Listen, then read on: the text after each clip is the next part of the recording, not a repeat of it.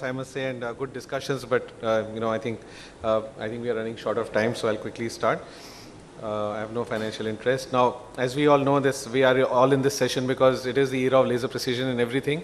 And when a patient pays a premium price for a premium IOL, he expects a premium outcome. And toric IOLs are an effort in that direction. So going back to the days when we were using the Javel shots or the Bausch and Lomb keratometers, and we still continue to use them, but technology has invaded our OPDs and our operating rooms, and more and more people are now relying upon optical biometry devices, which have really transformed the way we can actually, for us in our practice about 4 or 5 years back when we switched to optical biometry devices, our toric practice immediately doubled within the first year itself, and then we've become pretty comfortable with our toric IOLs now, basically because we are using a good optical biometer, which makes life much easier. And if you look at various devices available, I think most of them are very good now. There are almost 5-6 companies which are making these devices. The one I use is the LensStar, but then most of them are pretty good at least measuring the axial length. Some of them are better than others at measuring the keratometry. So this has a high density keratometry, which is, you can see that it has about 32 points at which it picks up the keratometry. So it is thought to be the industry standard in keratometry for amongst the optical biometers. For the axis, I would definitely rely more upon the Placido-based topograph, not even on the pentagram or the Scheimpflug-based derivations, but on the Placido-based. And towards that end, actually, the newer biometry devices, the optical biometers, have now started taking Placido attachments also to the biometers, and the LensStar has a similar attachment, and also some of the newer other devices. So a lot of new technology has come into the way that we can tackle our toric IOLs, and centration being a very important issue. We've already probably discussed this. I will not go into the details that if you have a misalignment even by 1 degree, you lose 3.3% of the effect, and a 30 degrees rotation of the toric IOL could give away. So you have to be very, very careful about 3 steps for toric IOLs. One is your preoperative measurements, then number 2 is your marking, and then third is the execution. So at all these 3 steps, if you have a few degrees going wrong, you can add them up, or maybe they might cancel themselves out. But suppose you went wrong by 5 degrees in your calculations in your preoperative exam, then you went wrong by another 5 degrees with your marking on the cornea, and then you went wrong by 5 degrees in the implantation. If they all added up for some reason, you would probably be off by almost 15 degrees, and that means that 50% of the effect of your toric IOL could be lost. So it is that important to have your toric markings and your execution right. So going on, what we are currently doing today is we started using the LensStar about 4 or 5 years back. Then about 2 years back, we added the small cone called the T cone, which is basically a Placido cup, which clips onto the LensStar. And then it also got the Barrett's toric calculator. Now the Barrett's toric calculator is basically a software which also takes into account the posterior corneal astigmatism, and then gives you the best fit for the toric, the best planning for the toric IOL, and it has been thought to be probably the most accurate way to predict your toric IOL paths, and it is still evolving. So this is what it looks like. This is the T cone which we use. This is a small cup which fixes onto the usual LensStar, and this is how it works. So it would take Placido readings, and then this is the toric calculator which works on the screen. So you can see that you can actually move around the incision, and if you look here at the bottom, you'll be able to see how much residual astigmatism you are leaving behind. So this is the post SIA astigmatism, and as I'm moving this incision, you can move it around to see where you're going to leave the least astigmatism. You can put in your SIA, and this kind of helps you. So you can see that I've moved it here, and now my anticipated astigmatism is 0 when I'm moving it back.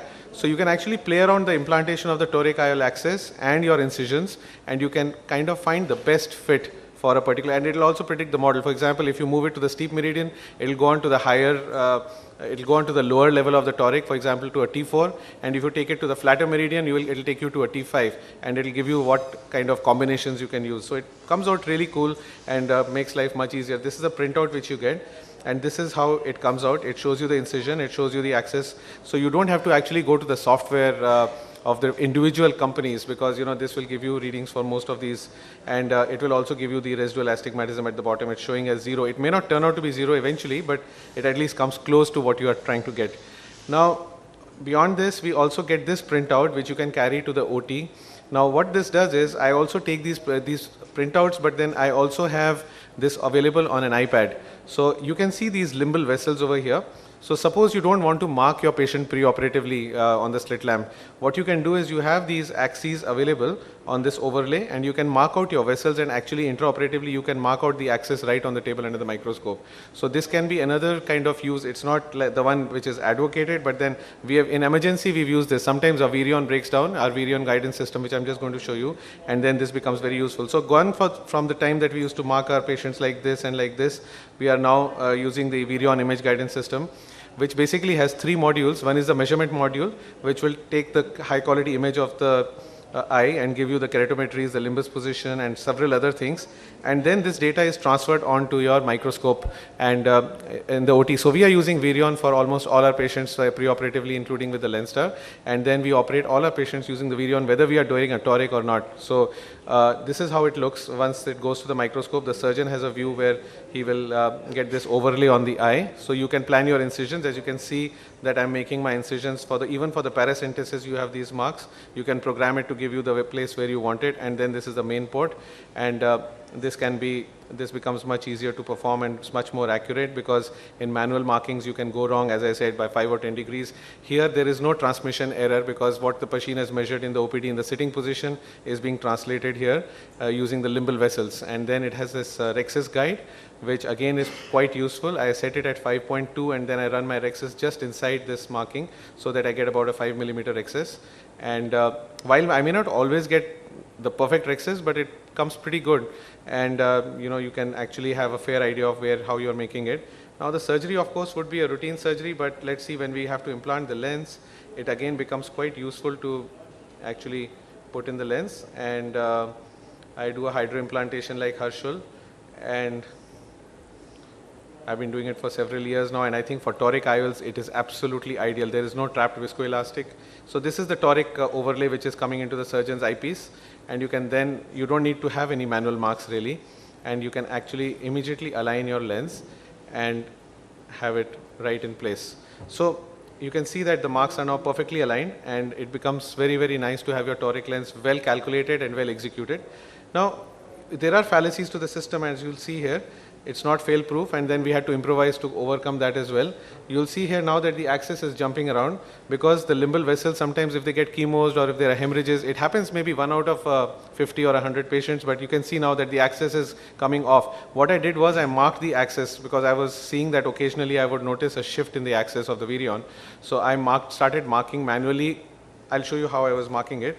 What I do now is, for every patient, when we do the Virion registration, at that time I quickly switch on the toric overlay, and even before I start the surgery, I'll quickly put the marks based on these original marks which have been identified by the machine, so that later on in the surgery, if I have chemosis or for whatever reason the overlay starts showing off, then I will still be able to rely upon my check manual marks. So Virion system has been extremely good for us, and we've been able to translate that into excellent outcomes for our toric IOL patients, so that now our outcomes have definitely improved.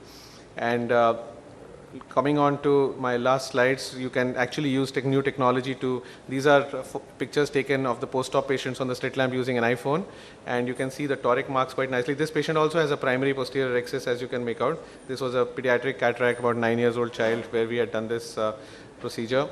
And then you have these so many apps. I will not go into the details, but they will put this overlay onto your slit lamp picture and tell you about your post-op alignment. So somebody was asking that how to judge whether post-op alignment is correct or not. You can use several of these systems, and they are quite friendly. And so many other kinds of overlays are available. It's very easy to do that, to overlay. And then I'll finish off with this last slide, where I thought that my talk will not be complete without mentioning a few things about what is coming up soon, and has been around in the market for a few years, but in India we'll get it pretty soon. The ORA system, or the OptiWave refractive analysis. Now, till now, all these things that we were doing, the Virion and the marking and all the calculations, the pentacam and the topography, these are all estimations of, preoperative estimations of how we can actually put in our lenses.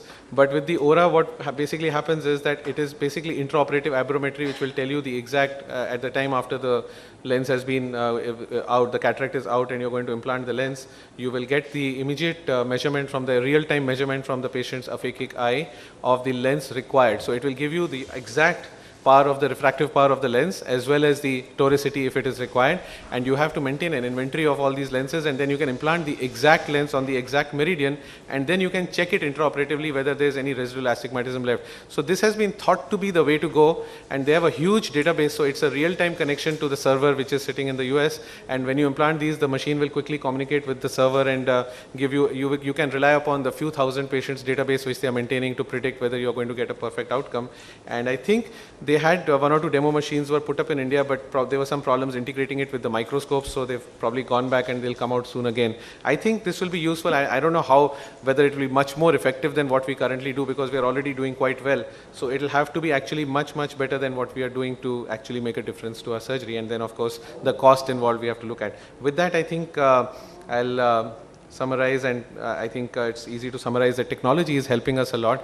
Of course, we can do toric IOLs even without all this technology, but then to get our results better and better, it helps. So if you have good volumes of torics, or you want to have good volumes of torics, adopting technology is a great idea. Thank you.